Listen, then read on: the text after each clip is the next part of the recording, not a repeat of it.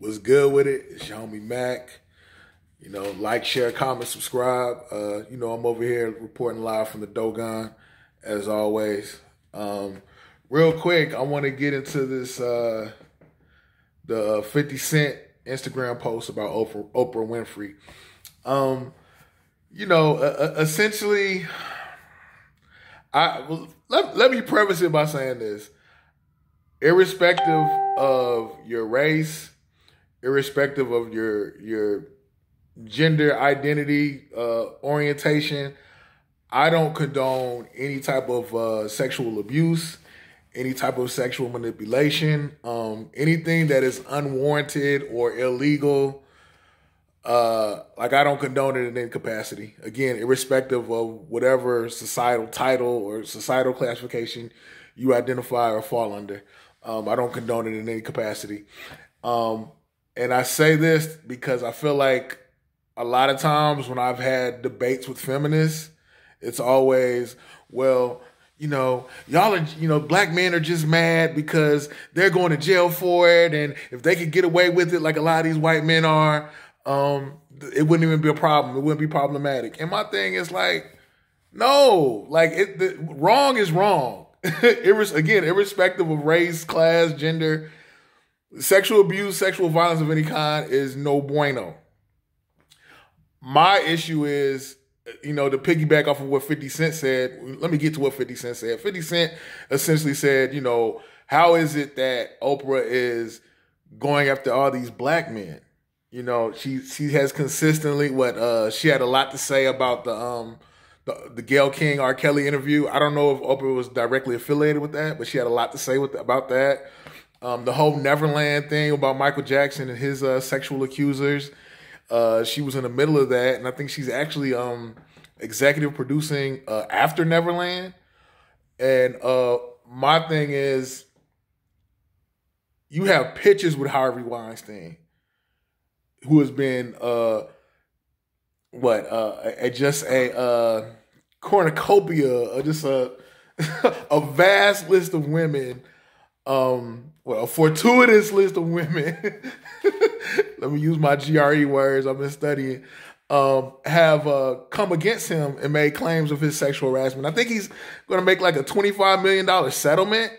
My thing is, Oprah, let's speak on that. Let's talk about that, because my thing is, I think a narrative is being created that essentially is saying, black men are inherently predatorial sexually, inherently hypersexually charged, and inherently violent towards women.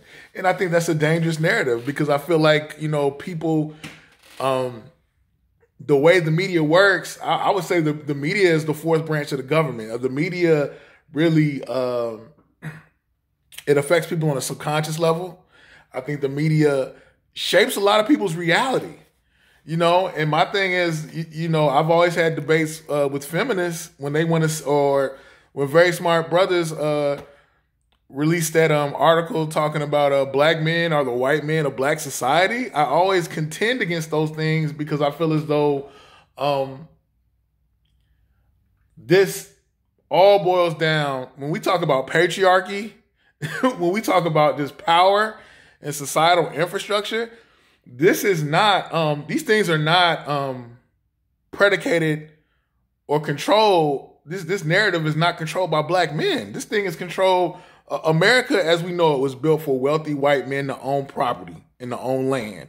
Essentially, manifest destiny. That is the ethos of American society. That was the foundation it was built upon, for wealthy white men essentially to be the highest class of citizenship, and my thing is, if we're going to deal with patriarchy, because I do think there are aspects of patriarchy that I think have been destructive to women and have put a limited scope on women's social mobility. I acknowledge that. I acknowledge misogyny. I acknowledge all those things.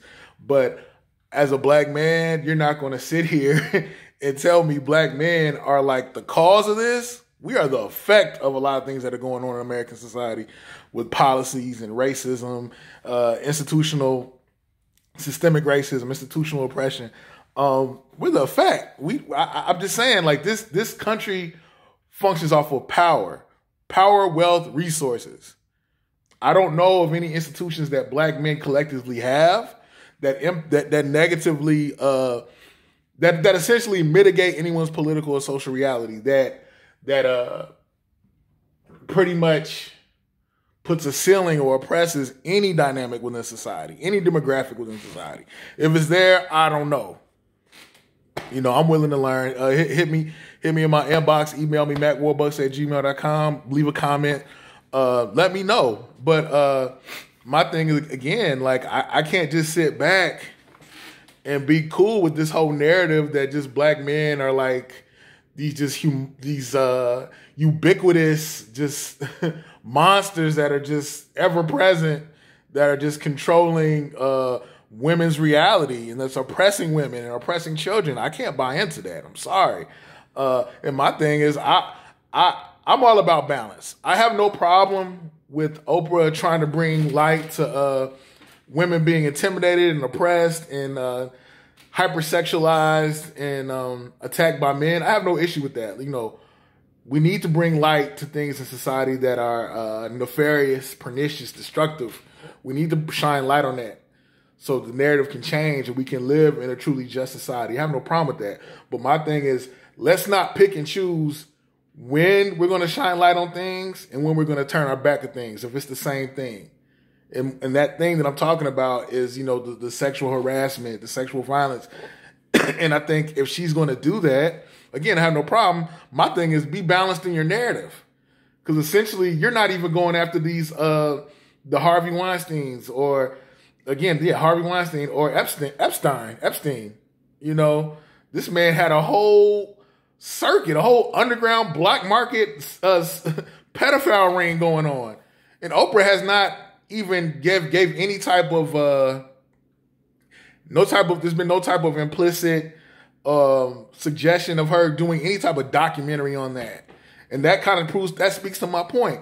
This world, I would even say, not even just America, I would say this world essentially is ran by wealthy white men.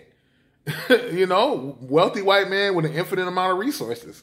But my thing is, you know, why don't you want to talk about that? And I know why you don't want to talk about that, Oprah, because that affects your bag. That would negatively reverberate and impact your social mobility in the circles you move in. You know, but you know, because my thing is, I'm not coming from a place of this angry black man narrative. It's not that. I'm just saying, if we're talking about truth and justice and shining light, this whole paradigm needs to be balanced. I think there is legitimacy to the Me Too movement, but I think it's unfair if we give a biased narrative. Let's tell the full spectrum, you know. And but I could go on and on for days about this. Like, share, comment, subscribe. This is an episode of Mac Minutes, reporting live from the Dogon. Peace and love. Be blessed.